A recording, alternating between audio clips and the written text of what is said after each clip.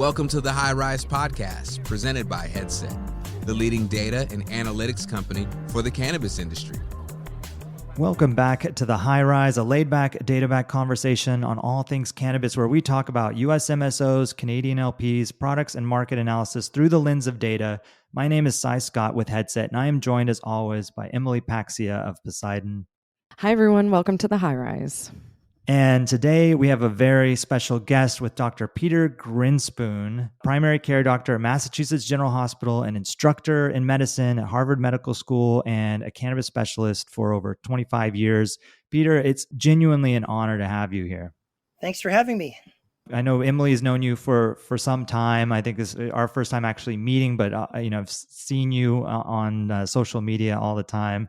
Pretty familiar with your background, but I thought, a great place to start kind of the conversation for our listeners is just to tell us, how you got here, what got you into cannabis, what got you into medicine.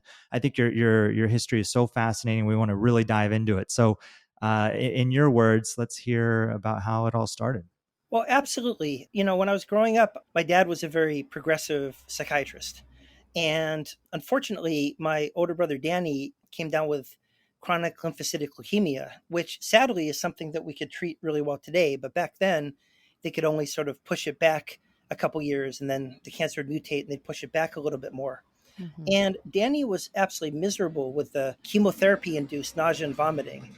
So my parents had been hearing that cannabis could be helpful for that. So right when Nixon started his war on drugs, my mom actually, who just celebrated her 92nd birthday, she went to the high school, Wellesley High School, at this sort of, fancy suburban town, and asked Danny's best friend, Mark Bowen, who's still a friend of the family's, if she could buy some cannabis. And Mark was like, "Oh, Mrs. Grinspoon, I wouldn't know anything about that. What are you talking about?" And then later that night, apparently, when Danny came home, he's like, "Oh, Mom, I have some cannabis in my pocket.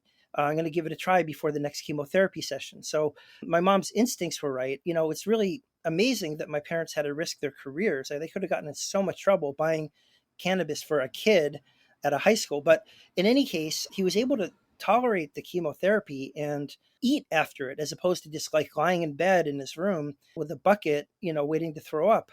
So at a very early age, in a very visceral sense, I saw that cannabis was, in fact, a medicine. I mean, there was no two ways about it. So when I went to medical school, I was pretty much immune to all the nonsense they teach us about cannabis. I mean, when I went to medical school in the 1990s, it was pretty much they had this short summary of drug war talking points about cannabis, if it came up at all. And I was an advocate from the very beginning. I should mention the other obvious way I got into this is that my dad, Lester Grinspoon, was a very legendary cannabis expert and advocate.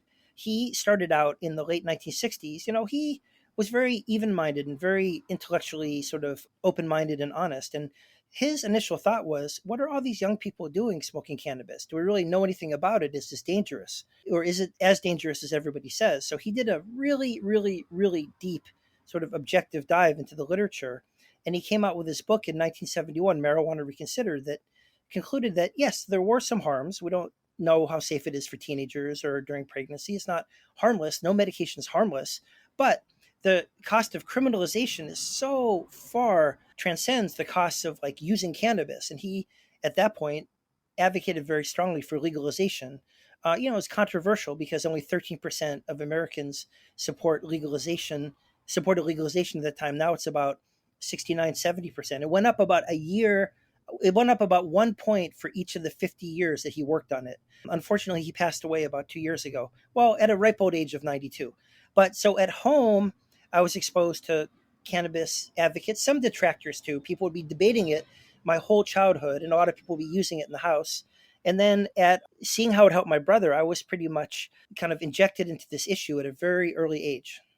Yeah. And that is very much, the story about my family too, is how Morgan and I got really bought in on this concept of cannabis. Very similar kind of a story, but it was our parents, not our brother. But, I remember before we launched Poseidon, obviously did a deep dive on any literature I could get my hands on. And I just remember the Grinspoon name is legendary in my mind in terms of of really progressive thought around this, and not just buying into it, but really poking at it and trying to really dig in. And I remember when we became friends on Twitter, I was like, oh my God, I was pretty starstruck. So yeah, thank you for sharing that path. So I would love to hear more about, if you wouldn't mind diving in on more of the work your dad did. And then I think there are some friends, I know Sai and I are big fans of both, your father, but also some of your father's friends and contemporaries who were really thought leaders around cannabis. So would love to hear any anecdotes you have about that. Absolutely. Well, my dad's first book, Marijuana Reconsidered, was pretty radical in that it was calling for legalization. And, it got really well reviewed. It was reviewed like incredibly positively on the front page of the New York Times book review. But, there was also a lot of pushback. I mean, my dad was getting like death threats and stuff. I mean, some of it was nasty. You dirty Jew. You're just doing this for the money. I mean, it wasn't like it is today where like there's like it's respectable to be pro or anti. It was like most people were very against it back then. But then there was progress in the 70s until it gets very complicated. Then Reagan came in, and Nancy Reagan with the parents movement, we went back. And then back in the 90s, we started going up again towards legalization. But my dad's second book, Marijuana, the Forbidden Medicine, which came out in 1993, really was just a primer for doctors, nurses, nurse practitioners, patients, anybody who was interested. It was a sort of practical how-to book, and that was very influential as well. All in all, my dad published 180 scientific papers, mostly about cannabis and psychedelics, and 11 books. He was an expert on all drugs. He wrote a book on cocaine, a book on amphetamines, 2 books on psychedelics, a book on drug policy, but people know him most for the cannabis. It's really interesting. He still hasn't been promoted to full professor at Harvard. And there was just an incredible article from the Harvard Crimson, the student newspaper, in 2018 called Grinspoon Reconsidered, talking about how Harvard Medical like flat out retaliated against him for having these beliefs about cannabis and about psychedelics. In 1979, he was screaming from the rooftops, we should be using psychedelics in psychiatry. And he got so much crap for that at Harvard. And now Harvard has this big center for psychedelic studies. So it's amazing how times change, but he really was not afraid to stand up for these things, which I really admired. It's a great role model when you're growing up to have someone that will stand up for what they think is right. What do you think he would think about where we are today in terms of the discussion around cannabis and psychedelics? It's funny. I used to, when I was on the board of Marijuana Policy Project, there were 2 members who were also on the board of MAPS. So over the years, I've had the opportunity to hear about the psychedelic science research around therapy-assisted MDMA, psilocybin, LSD, and it's been extraordinary to see how these molecules can work in the human body and also be more of a long-term effect in a positive direction around recovery from acute things such as PTSD, but also trauma and depression. So I'm curious to hear what you think his take on what's happening today. I mean, we just lost him in 2020, but so he got to see a bit of it, but what do you think? Well, he'd be so excited. He was so excited when it became legalized in Massachusetts, when cannabis did, his home state. I mean, you should have seen how happy he was. There's actually a front page article above the fold, picture of him smoking a joint. Like, there's my dad smoking pot in the Boston Globe. But, because he was allowed to smoke the first joint that was sold legally in Massachusetts. It was very beautiful. But with the psychedelics, he was really fighting for that. I remember, him and Andy Weil and Rick Doblin suing the government like in the 1980s to try to get ecstasy or MDMA legalized for psychotherapy. He was a huge believer in it. He never stopped believing. And he would just be so excited right now to be able to legally work with these substances as a psychiatrist. He also was a very brilliant psychiatrist. I mean, that's what he did as his day job. He had a lot of energy, and he would be so excited to be able to utilize legally these substances, which had been advocating for. So I can only imagine how excited he'd be at the progress we're making. We're not there yet, but we're getting there. Yeah, and to think about, your father at that time, kind of the dissonance between all the messaging that the government had. I mean, you mentioned Nixon. I mean, this is like right at the height of it, where it really was getting kind of pushed down and getting, very much criminalized, and going against that from such a like respected position. And, you hear stories like this with children and people's children, and just like, at all costs, finding things that will help your kids. Like, of course you do that. and then to go above and beyond that and really start to, embrace it and try and change like mind share, at a time when probably not a lot of support out there, right? Probably on a very much an island. How did like your family deal with it? Was it hard? I mean, you mentioned a lot of people coming through and other academics and other, thought leaders talking. Was there support in like a small group of people that maybe were, getting louder too? Or was it just really tough kind of being out there, really going against the grain? Well, in grade school and like middle school, it was very difficult. Like you were like the weird kid who had the progressive parents. When by the time you got to high school, we were part of this great stoner community, so it sort of got easier as we got older. But there was such cognitive dissonance because at home, it would be like Allen Ginsberg, Carl Sagan, like all these brilliant people would be like having these smoking cannabis and having these like incredibly motivating and inspiring conversations. I'd sort of like hover nearby and listen until my dad noticed that I was there and like boot me upstairs. And then I'd sneak down again 3 minutes later.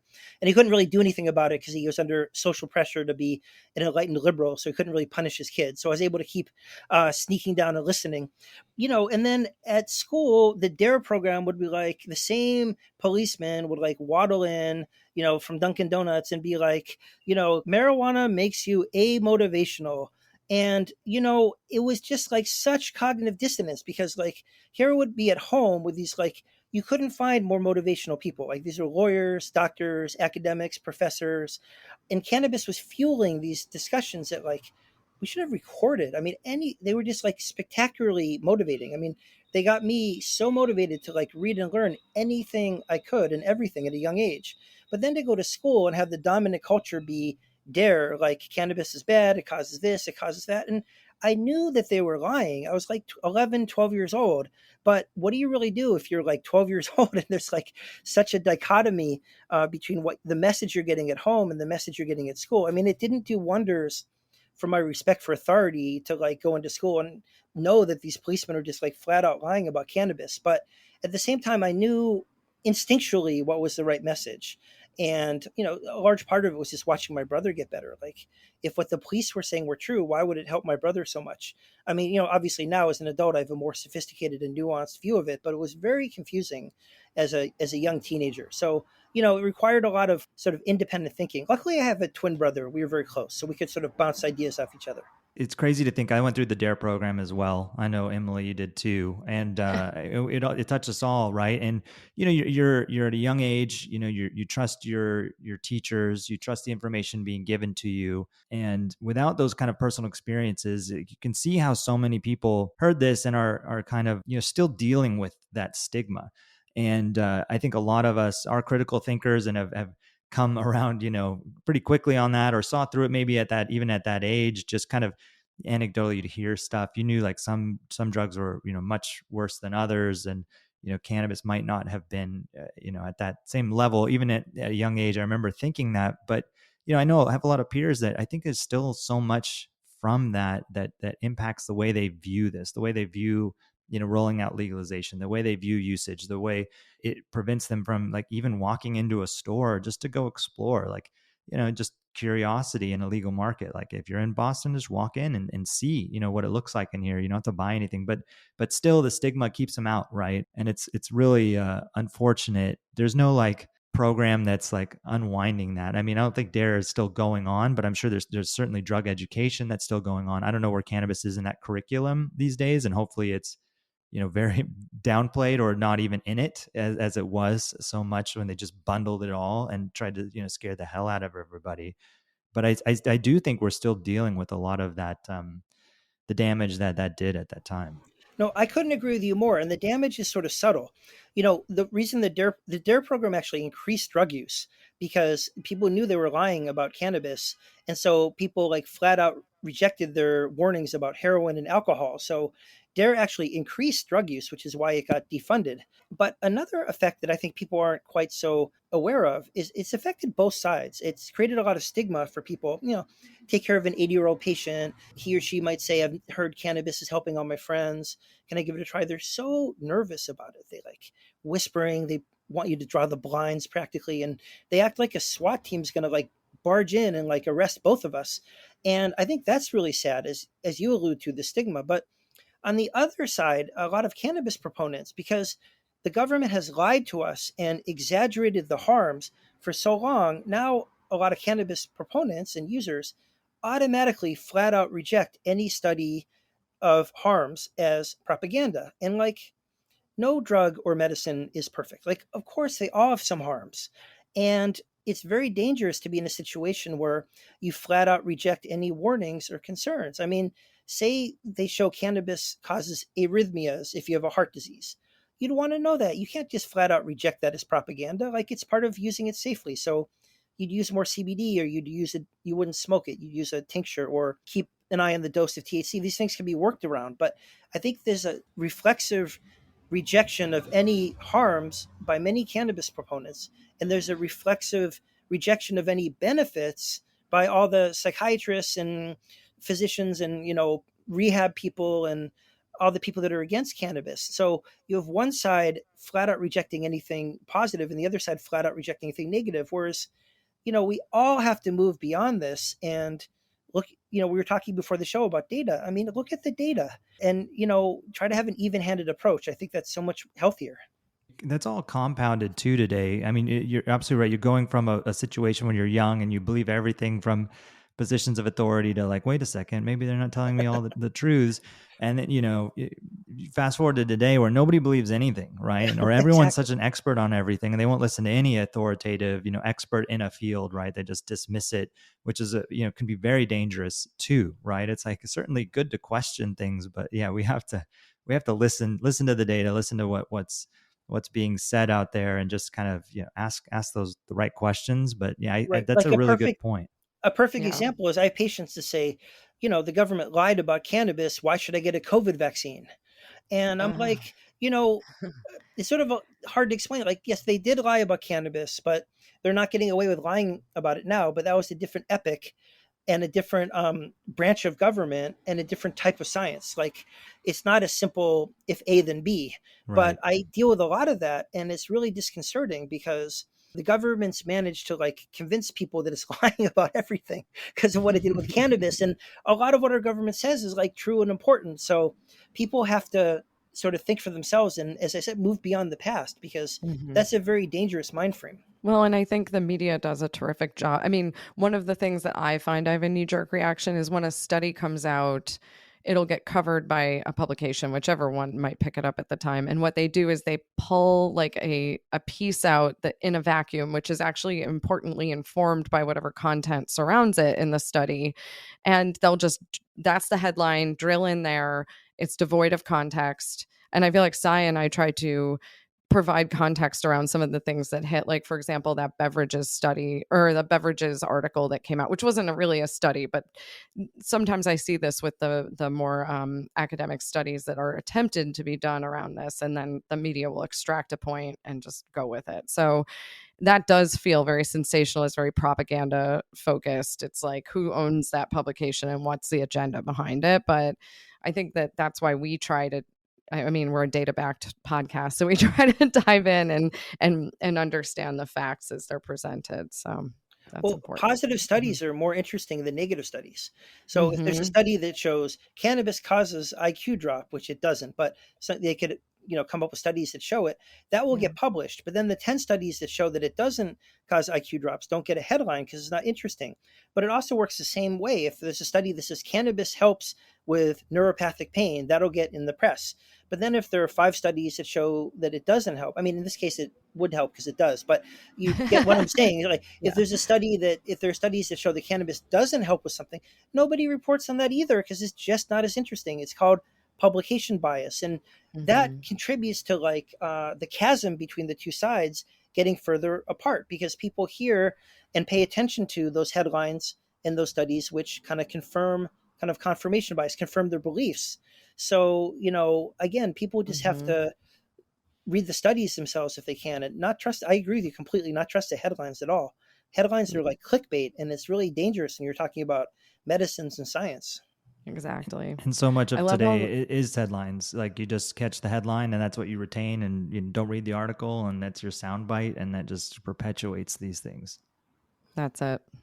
That's it. I like how I'm picking up on all your psychology expressions, by the way. Near and dear to my heart. But cognitive dissonance, implicit bias. I'm here for all of that. But there really is just so much bias in the It history of is. cannabis research. I mean, Um, instead of asking, is this harmful? They were under a direct mandate from the government to prove that it's harmful. And yes. it's also very subtle because anybody who was interested in studying the benefits of cannabis wouldn't get funded. Like Don Mhm. Abrams, oncologist from California, had to sort of fudge his attempt to study weight gain in HIV patients in, does cannabis affect the levels of a certain protease inhibitor? Like he had to couch his study of benefit in a package that looked like he was studying harm. Like nobody would get funded studying for the benefits. And then the way they'd explain the studies and the way they'd publicize them and cherry pick pieces to give to the press, it raises a very complicated question of like, what do we do with this 50-year history of cannabis research? We can't Mm, just throw it all out because you can't throw out 50 years of science and right. it's sort of all we have. But at the same time, there's been a very heavy finger on the scale against Hmm. pro harm, anti benefit. So, how do you sort of contextualize that? It's very complicated. Hmm. I wanted to ask you, I know you're working on a new book, kind of carrying in the tradition of your father here. I'm really excited to see this come out. I believe it's next year. And it's titled Seeing Through the Smoke, Cannabis, an Expert Doctor Untangles the Truth About Cannabis. So what is the goal, or like, can you describe your book a little bit? Is it to help kind of demystify some of this stuff and bring it to light? Well, I first of all trace how we got to two different belief systems about cannabis. I talk about what it was like historically, then I talk about what it was like in this country, the 100 or so scientific papers that were published, the fact that most doctors were in favor of it. And then I talk about how and why it became criminalized. The main voice advocating or fighting against criminalization was the American Medical Association. Then I trace how Anslinger and like the Federal Bureau of Narcotics like put so much pressure on the doctors that they just shifted their opinion and decided it was bad. I really take the medical community to task for being on the wrong side of the war on drugs. I go through that a lot. But then I talk about all the different issues from like a neutral perspective. I mean, from my perspective, neutral is probably a little bit more in the pro than the anti, but I really do call out some of the harms. And I go through all of the purported harms, chapter by chapter: driving, pregnancy, cognition teens. How harmful is it? What do we know about it? What should we be concerned about? And then I talk about all the purported benefits: pain, insomnia, then the very complicated chapters of addiction and how it could help with addiction, but you could also get addicted to it. Sort of make fun of the psychiatrist for, not including caffeine in the substances that we can get addicted to, but like hammering on and on and on about cannabis. And it's like we're all addicted to caffeine, and it's like another plant-based medicine that isn't FDA approved that we all use every day to help us. So I make some interesting comparisons with that. And then I close it up by discussing ways in which we could have everybody come together and come up with a middle path that if we can't all agree with, we could all live with, because we can't go on having two different realities. I mean, if you're a person that knows nothing about cannabis, you go up to a doctor, a judge, a lawyer, an activist, a teacher, you can get from one person, just by chance, it's the evil weed, it should be illegal and it causes brain damage and your sperm count drops to zero. And then you talk to someone else and it's like, oh, this is a great wellness aid. It helps my pain. It helps my nausea. It helps my sleep. So I'm trying to help come up with sort of a middle ground that we could all agree with so we could move on together as a society. Because the last point I'll make is that 94% of Americans support legal access to medical cannabis. Now, name anything else that 94% of Americans agree on. They literally don't agree that the sky is blue. So, we have a lot of cannabis common ground. So I'm just trying to flesh it out so that we can all move forward. Could not agree more. We really will disagree about just about anything, and perception is a bitch, but here we are. That's amazing. And I also know that you're doing some consulting work and advising work. Do you care to share about some of the projects you're on, or? Yeah, most of what I do, I mean, Mhm. I worked with a couple companies, which I really found interesting and educational, and I'm, open to that if they're like a nice ethical company. It's really interesting. This is sort of an aside. The people I've worked with, I sort of assumed coming into it was that the people from the movement would be these ethical business people, and the people who weren't in the movement would be these like sharks. And what I've really found is that people are people.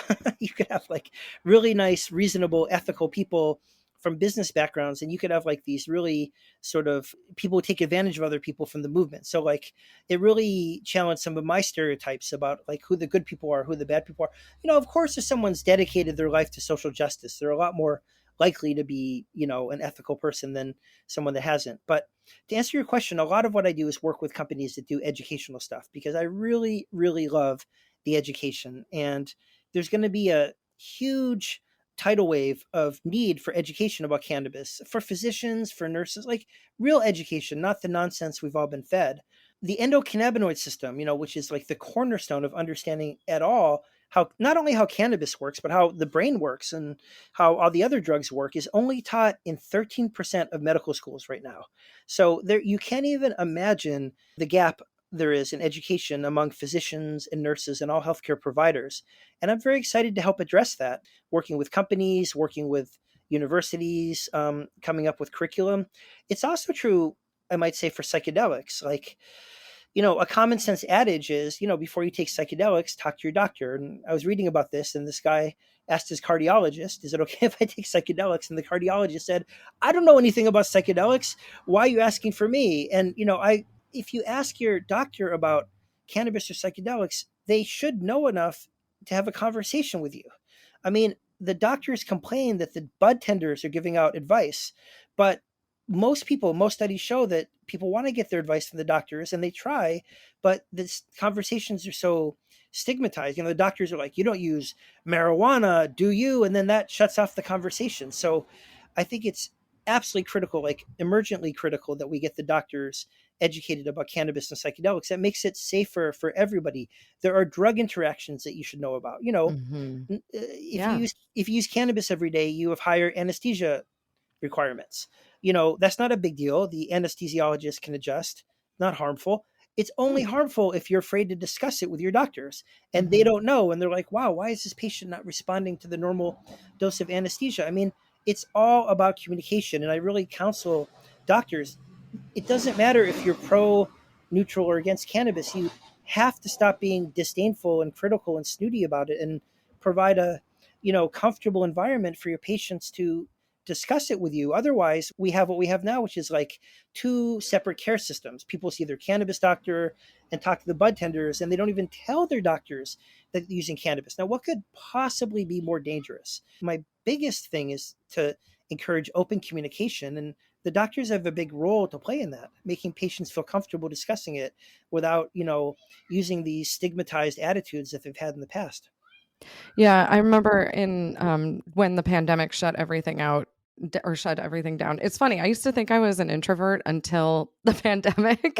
And then I was like, oh, I actually like people, but I got pretty sad. And so I reached out to Kaiser Permanente, the massive, medical institution we have here in San Francisco, to talk to a therapist. And I did an intake screening, and the therapist was asking me about substances. And I was pretty open about how much wine and alcohol I was consuming during that time. And then she asked me about cannabis and other things. And I hated too that cannabis got lumped into just everything else for what it's worth. But she asked me about cannabis. And I told her what I was consuming, which is like considered a very low amount of cannabis because I just never developed much of a tolerance. I'm a pretty light dose consumer consistently. And she she said nothing about the alcohol, and she actually was like, maybe we may need to touch base on that cannabis piece. And I was like, did you just hear how much wine I told you I've been drinking every day? And I just felt totally called to task on the whole thing. And I thought, I'm in the industry and I'm a pure advocate for this. And like you, I've thought about the medical benefits as it could pertain to my family. And I just thought if I was somebody who didn't have so much conviction, I would have been shamed right into a box on it. And that's exactly what you're getting at. But we really do need to do You better. never would have brought it up again with a doctor if you didn't No, have strong convictions. no. But So, you also made a really important point that I hit on a lot in my book. You know, the way doctors traditionally have talked about cannabis is like alcohol, intoxicated, mhm, not intoxicated, but there's mhm, so much more to cannabis, to the benefits of cannabis. yes. I have a whole chapter about lifestyle benefits, about the ways in which people feel it helps their sexuality, their creativity, their Mhm, artistic appreciation, the spiritual benefits, the interpersonal connection. And doctors just have no idea about that, except for the ones that used it, which a lot of them did in college, but then somehow they forget. And, I really have a lot of hypotheses why cannabis is so like disdained by the medical profession. One of my leading ones is old fart syndrome, which is a syndrome that I coined, OFS. But I just don't get it. It's like there's so much more to it than just intoxicated, not intoxicated. It's not an intoxicant. It can be used to get intoxicated, but it's a medicine and it's a lifestyle enhancer. And I'm just hoping that in talking about it, and I talk a lot about my use, which doctors never do, and I'll probably get crucified by the medical board, but I've already been there, done that, so it's not the end of the world. And it's like, if you don't understand why people use cannabis, you're how could you even discuss it with people? And the other thing is, I think I'm pretty good. exactly. One of the things I consult on is I treat people for cannabis use disorder. And I think I'm really, a very small percentage of people get addicted to it, not the 30% of adults that the, psychiatrists say that's absolutely preposterous. But we've all seen people that can't stop use. My definition of addiction is continued use despite negative consequences. And like, say, I have a patient that is in the hospital with cannabis hyperemesis overnight 2 or 3 nights a month and can't stop smoking for 3 to 6 months, so we can see if it actually is the cannabis causing the vomiting. That's continued use despite negative consequences. Like, some people do get addicted, and my first question when I try to help people with cannabis addiction is like, why do you use it? What does it do for you? And how can we find healthier ways to meet those needs? Not this moralistic, like, cannabis is bad, you've got to stop doing it, drugs are bad. People, that goes in one ear and out the other. And then they complain, wow, cannabis use disorder is really hard to treat. But it's like, if you just listen to people and understand cannabis, amazing how much easier it gets to treat. So I really think, I'm hoping it's going to help physicians understand or remember, if it is the old fart syndrome, remember why people use cannabis, how it helps them. And it's very different if you're treating someone who's addicted to like meth. Like, that's a pretty negative thing. It's pretty much harmful. But cannabis a lot of times is like helping some things and harming other things. So you can't just treat it as something that harms and approach it that way, or you won't get anywhere. So I honestly think a more nuanced understanding of the benefits as well as the harms of cannabis will help the doctors and nurses and other practitioners treat people with cannabis and for cannabis.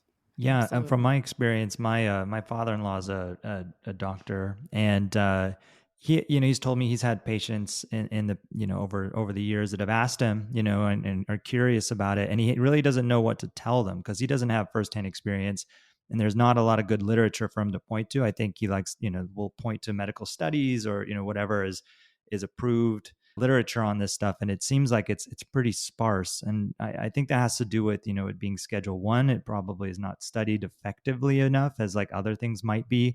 Like, I feel like it's kind of like what is it, like chicken and the egg kind of problem, where it's like, well, we can't we people seem to like it, but we can't really guide them one way or the other until we see this stuff. And we're not going to see that stuff till it's changed federally, but they don't want to change it because they're like, well, there's no medical use, so why would we change it and study it? So do you think is that kind of a hurdle we have to get over, or is there enough from your perspective as a doctor yourself? Like, is there enough there for doctors to start like doing the work and doing a little bit of research on their own to be able to help guide their patients in some capacity? Well, first of all, I think the chicken and egg is absolutely right. My dad put it the best. He said that doctors are both the victims and perpetrators of sort of drug war nonsense about cannabis. They have joined on and joined the chorus of like perpetuating these myths about cannabis that aren't true at all. But at the same time, that's the only thing they've been fed. The research that has been done, as we talked about before, was very heavily and deliberately skewed to the negative, but also it's been very curated in how it gets to doctors. So you really have to think for yourself about it, which is possible. My dad was able to do it. Some doctors are able to do it, but it's a little bit harder than if you're reading about something that's not politically charged. Like, if you're reading about blood pressure and how to treat blood pressure, no one's going to have an agenda except, the pharma companies. But that's always there. But aside from that, no one's going to be like, well, high blood pressure isn't a real disease, and, lisinopril isn't a real medicine. There's not that whole element of like controversy and doublespeak. But I think that there's more than enough information to go on for now. I mean, as we discussed a little bit before the show, the question is, what is data? There's a certain type of data that doctors prefer. And then there's a lot more data out there that we use all the time. There's without going into the details, it's really a question of like what you decide to take as data. And that's been very politicized as well. But again, patients are using it, and doctors can either make it safer and work with them, or they could stick their heads in the ground. It's like, it makes much more sense to educate yourself and work with the patients. Again, you don't have to have an opinion on it, pro or anti. It's all about the patient.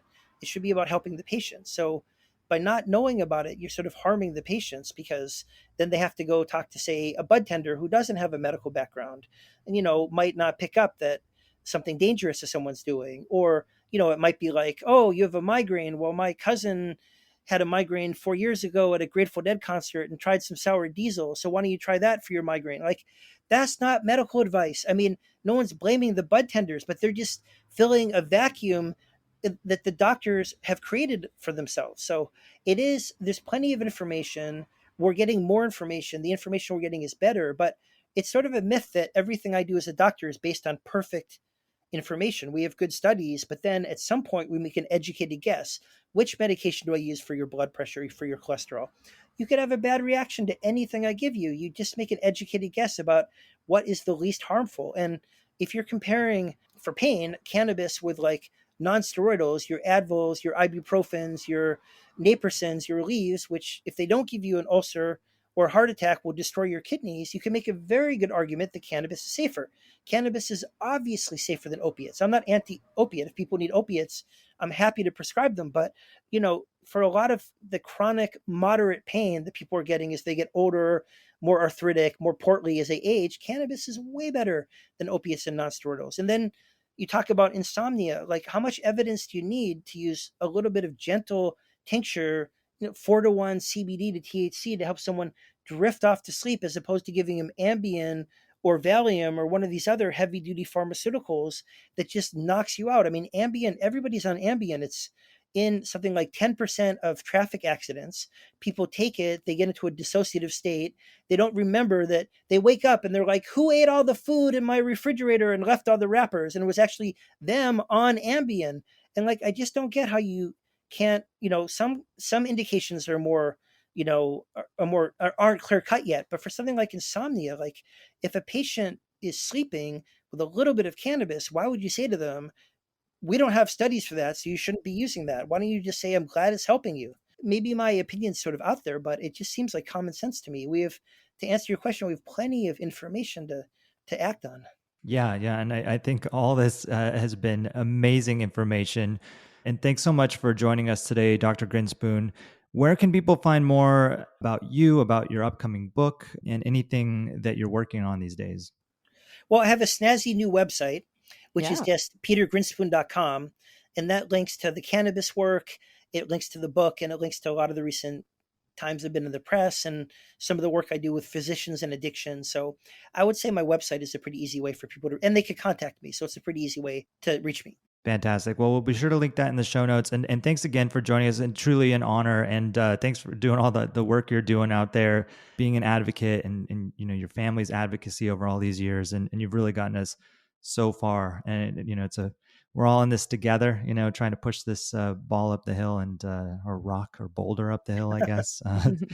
And you're helping make it easier. So thanks so much. Well, thanks for having me. And, we're getting there.